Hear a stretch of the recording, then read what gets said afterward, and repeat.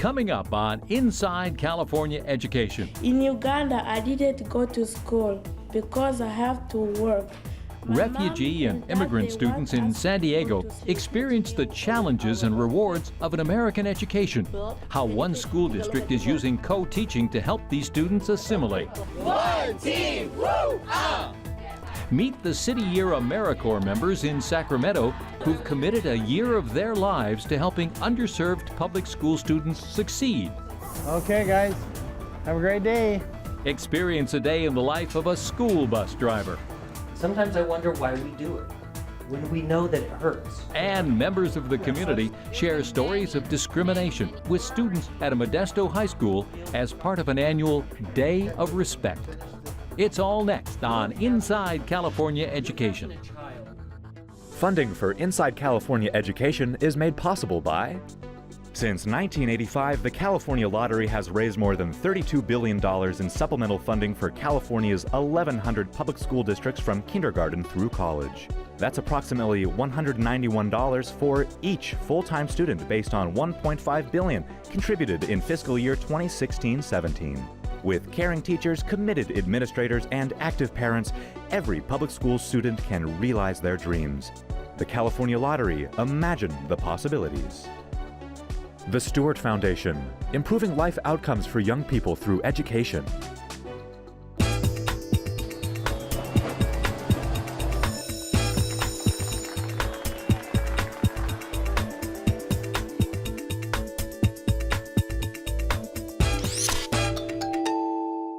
Thanks for joining us on Inside California Education. I'm Jim Finnerty.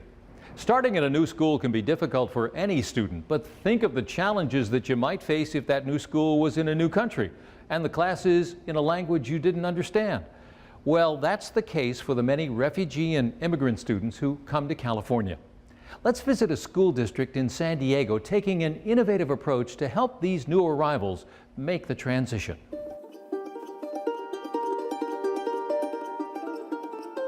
So yeah, the earth moves. The earth shakes, the earth quakes, the earth changes. So all of the cause and effect, the cause. It's not your usual English class, and Nicole Rawson is not your usual English teacher. She is an English language development coach at Horace Mann Middle School in San Diego. We have a unique situation at this school because our students are from so many different countries. Some have never been to school because they are refugees and there was no schooling accessible to them.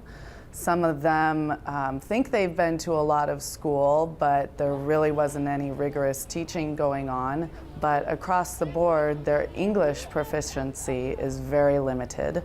And it makes it extra difficult to teach English when there's no primary literacy in their primary language. Nicole's class provides an opportunity for these refugee and immigrant students to not only improve their English, but share their stories of life before coming to the United States.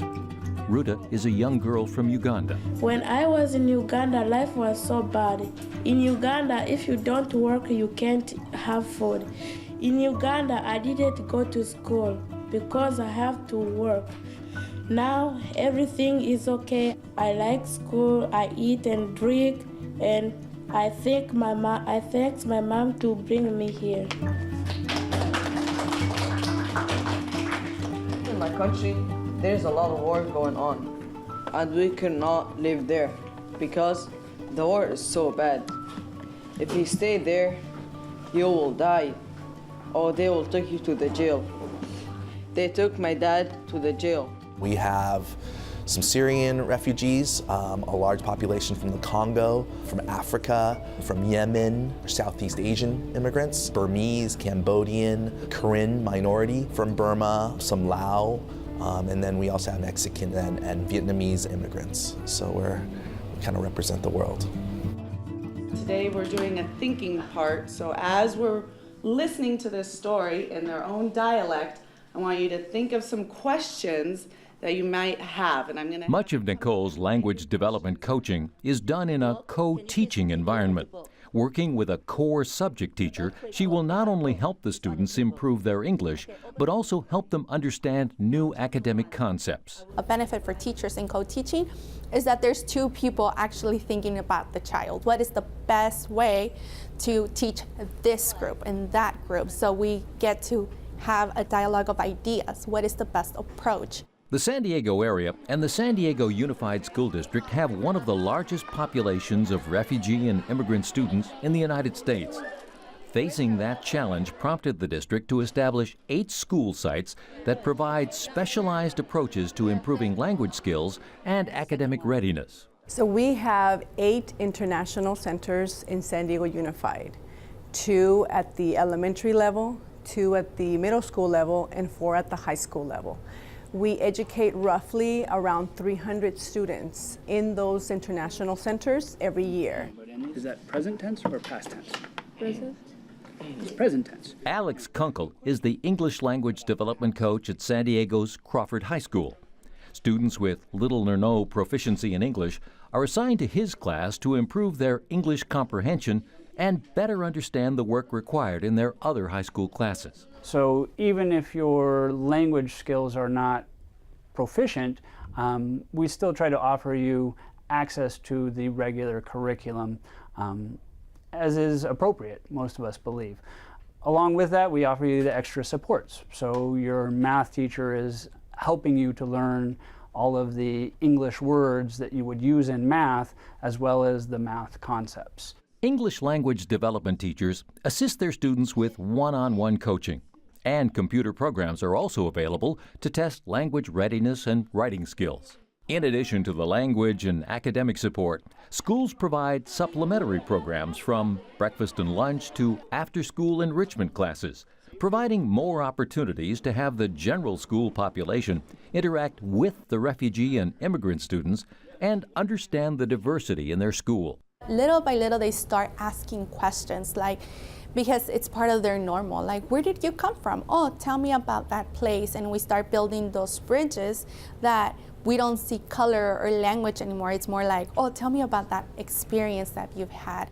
Those experiences tell the story of what these youngsters have left behind and what they see for the future. One day my dad went to buy my little sister clothes.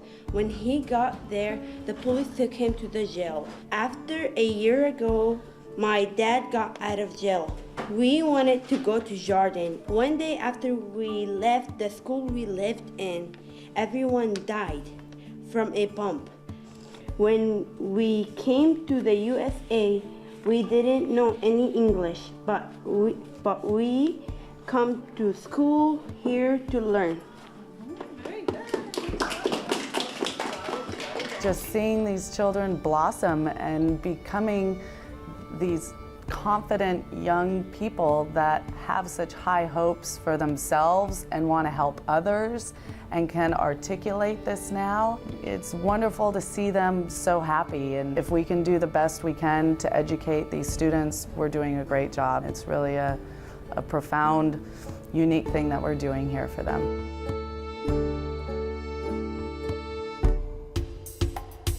In the last 15 years, California has welcomed more than 100,000 refugees, with the majority settling in San Diego, Los Angeles, and Sacramento. In recent years, California's refugees have been mostly from Iraq, Iran, and other Middle Eastern countries, with a significant number also coming from Africa and Southeast Asia. Now, let's discover the power of mentorship. At City Year AmeriCorps, recent college graduates work side by side with teachers in public schools. It's happening in 28 cities across the country with great success, including some classrooms we visited in Sacramento.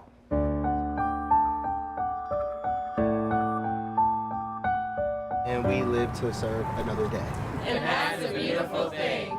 For these students, each school day begins with a welcoming cheer, designed to inspire the spirit and ignite their enthusiasm. You'll find it at 7 Sacramento city schools, targeted for educational intervention. Good morning. Open heart. Good morning. Open mind. Good morning. And a positive can of energy. Good morning. All right, team on one. One team, woo! The team is a group of mentors with City Year Sacramento, part of the national service organization AmeriCorps. Fresh out of college, these mentors join students and teachers to bring hands-on help into classrooms at more than 50 schools statewide. There's a particular focus on Los Angeles, San Jose, and Sacramento. In total, the program supports more than 21,000 students across the Golden State, and it's all about connecting with kids. I see myself in these kids. This is Corps member Jemiah King, serving at Rosa Parks Elementary School in Sacramento. Rosa Parks Pride, woo! 10 hours a day, 5 days a week, she focuses on each student with extra help, with reading and writing. But you quickly begin to notice this is much more than just lessons from a book. Students that may not feel confident reading out loud because they feel like they're dumb, or they can't pronounce that word. I'm like, let's break it up. The first part, do you know how to say that? Or. And then? How. So put it together. Or how. There you go. I make mistakes all the time too. There's this one word I definitely don't know how to say it, you know, just like literally helping them through that, and they're like, oh, I want to read now. And I'm like, yes. Corps members like Jemiah are deeply involved with the schools they serve. They're here before, during, and after school, helping to ease the burden on the teacher. Mentors help with everything from behavioral management and attendance to reading and math intervention circles. Anything to help students thrive. Teachers say City Year members are more than a mentor. I feel like I have a partner. It's not just another adult in the classroom. She is a partner in my teaching day. She helps me teach, she helps me discipline, she helps me take care of the kids, she helps me all day long. And helps isn't really the right word, because there's a lot of co-working together. There are 66 Corps members in Sacramento for a one-year commitment. They're some of the brightest college graduates in the country, dedicating a year of their life to service above self. You'll find Corps members from Harvard, Yale, Stanford, and other prestigious universities, willing to work for a modest stipend of $1,000 a month. City Years have helped me learn better, because if I need help and there's City Years in the classroom, they can just help me. My City Year in my classroom is closer to me, so I don't have to raise my hand. I just like whisper and be like, City Year, I need help. So. What does that one-on-one attention mean to you? It means like, it makes me feel special. I know that I have someone to talk to. When they first see you, they don't think that, you know, you carry yourself a certain way and they think that they know everything about your life. But when you tell them, like, wait, I've been through that too, they're like, whoa, really? You? And I'm like, yeah, I have. And you look up to me. I'm not even where I want to be yet, but just the fact that you look up to me, that lets me know that you can be there too. At City Year headquarters in Sacramento's Oak Park neighborhood, City Year leaders meet regularly with Corps members. City Year was founded in 1988 in Boston and launched in Sacramento in 2012. At this headquarters, there's a great deal of focus on service above self. They take a pledge to honor, respect, provide, lead, celebrate, serve, and to just be. What our City Year AmeriCorps members do best is they inspire hope and they influence kids that are living in some really challenging circumstances to believe again that they can achieve whatever it is they want to achieve. They have the right to dream big, and that they can, in fact, fulfill their full potential. City Year says it's the whole school, whole child approach. Each day brings a new set of challenges. Many students bring their problems into class, making it hard to graduate, and for some, even focus. The consequences are real. Students who drop out are 8 times more likely to become incarcerated and 3 times more likely to be unemployed. That's why City Year Corps members try to create a safe space where learning grows. One teacher, one child, one mentor at a time. It's not even describable, the difference. It's the difference between touching emotionally every child in a class every day and not. The sun is the star that is closest to Earth. It's the golden rule, which is helping others. That's what we should all be about and what City Year is all about, which is service to others, putting others in front of yourself, which is if we have the power and the ability to help others, it's our responsibility to do that. Education is literally what you can give back to the youth. As cliche as people say, they're the future, definitely. So I think we need to give back to education. We need to bring it to the forefront and why it's so important, and truly just represent these kids in the best way possible.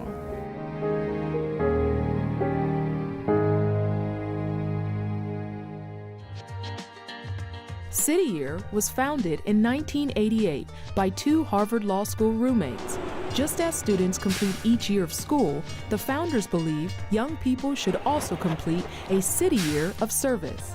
Today, City Year is in 28 cities across the U.S. and has international affiliates in the UK and South Africa. Still ahead on Inside California Education, sharing stories of discrimination and lessons learned with students at a Modesto school.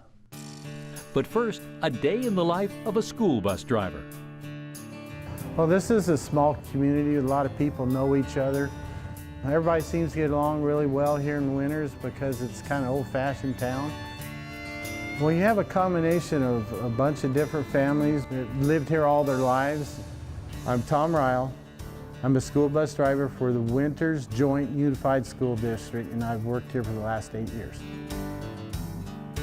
Well, I usually start off at about 5:30 in the morning. I get my bus check out the bus, get in it and leave. And I do the rural route of Winters. Good morning, guys. Good morning, bud. The kids here are pretty special kids. Morning, buddy. Yep. And the rewarding part of your job is how they care for you. This is why we love you, Tom. You're good at this. Okay, guys. Have a great day. It's more of a family. All right, man. We'll see you, buddy. Because once they really get to know you, they'll love you. If you respect them and show them love, they'll show it right back to you. You got to be close to the kids. I try to really support them so they know that I care, and I cheer for them. See you tomorrow at that basketball game. It's a great responsibility to drive children in a school bus. And you need to have patience and take your time when you're driving. Always be aware of things outside the bus. Make sure that you're safe all the time. You can't take anything for granted. And there is some parents that don't have the money for a car or transportation, and you know, they really depend on you. And they're very grateful that you take the children here. Most gratification I get is watching the children. Watching them grow, develop, get older, going on with their lives. You get that close relationship where it's almost like they're your own kids. My job's great. I wouldn't trade this job for nothing. Finally, let's visit a school in Modesto where students are hearing from members of their community who've experienced discrimination. The goal of this annual Day of Respect is to teach young people lessons in compassion.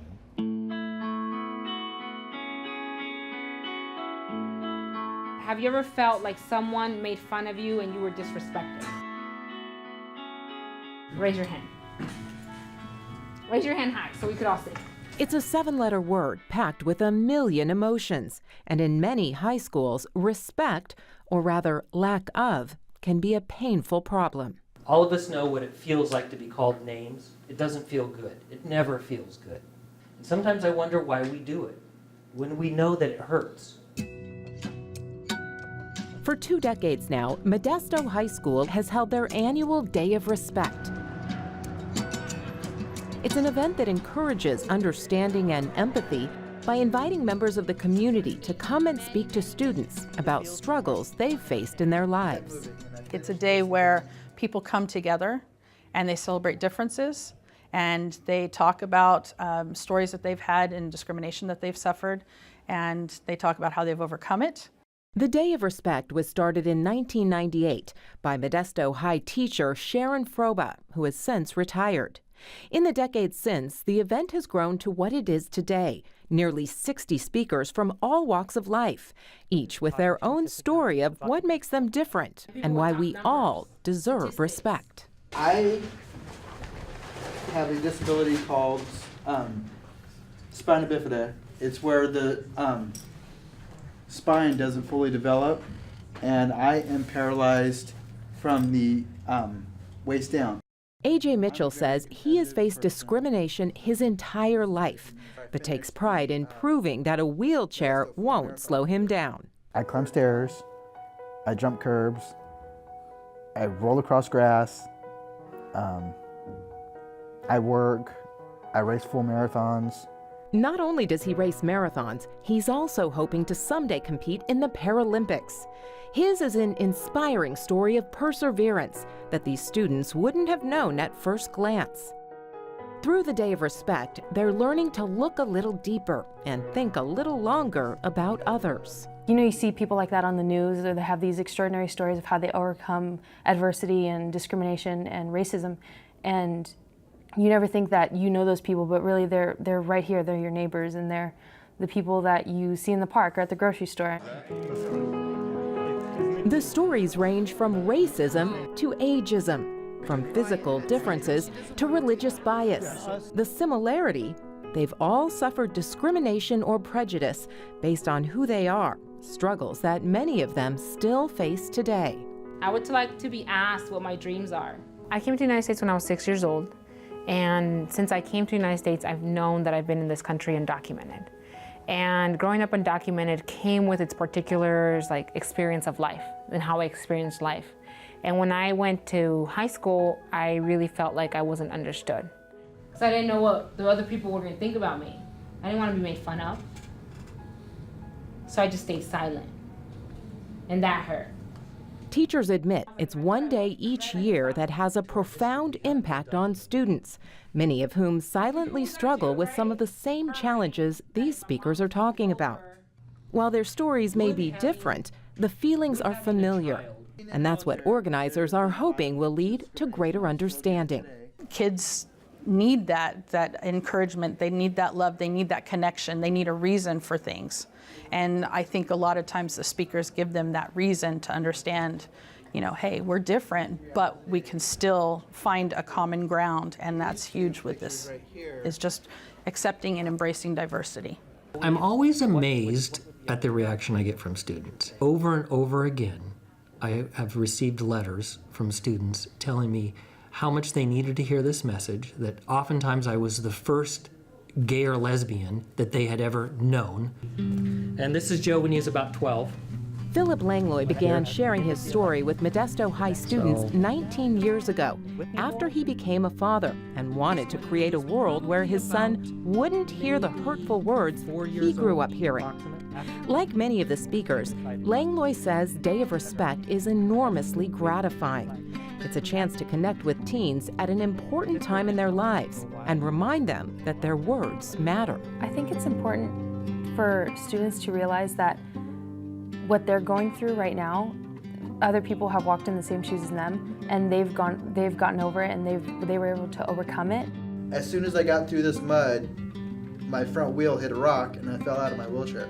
I got up and dusted myself off and kept moving, and I finished this event in 6 hours and 59 minutes. I want them to understand that people should be loved no matter what or who or where they're from. It gives us a moment to pause out of our super busy lives and really think about how being respectful, the words we use, the comments we make, the ideas that we might have, what we might need to get rid of certain ideas, how important this is to talk about them and to spend time talking about them. And while this event is focused on understanding our differences, the underlying lesson is that we all have something in common, the need to be respected. And that's a story all of these students can relate to.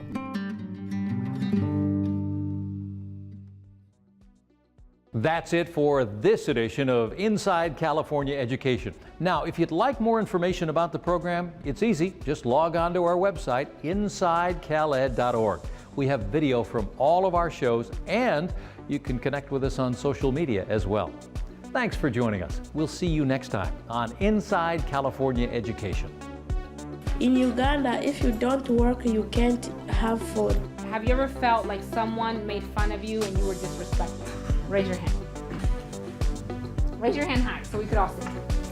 Team on one. One team, woo! Ah! All of us know what it feels like to be called names. It doesn't feel good. It never feels good. Okay, guys. Have a great day. All right, man. We'll see you, buddy. Funding for Inside California Education is made possible by... Since 1985, the California Lottery has raised more than $32 billion in supplemental funding for California's 1,100 public school districts from kindergarten through college. That's approximately $191 for each full-time student based on $1.5 billion contributed in fiscal year 2016-17. With caring teachers, committed administrators, and active parents, every public school student can realize their dreams. The California Lottery, imagine the possibilities. So, Greg, it's a lot to take in. And I know that's hard to hear, but the doctors caught it early. Hi, Blake. My dad has cancer. And I know how hard that is to hear. But you're in the right place. And Dr. Pascal and her team, they know what to do. They know what to do. The doctors know what to do. So here's the plan. First off, we're going to give you all this information. The Stewart Foundation, improving life outcomes for young people through education. Additional funding for Inside California Education is made possible by these organizations supporting public education.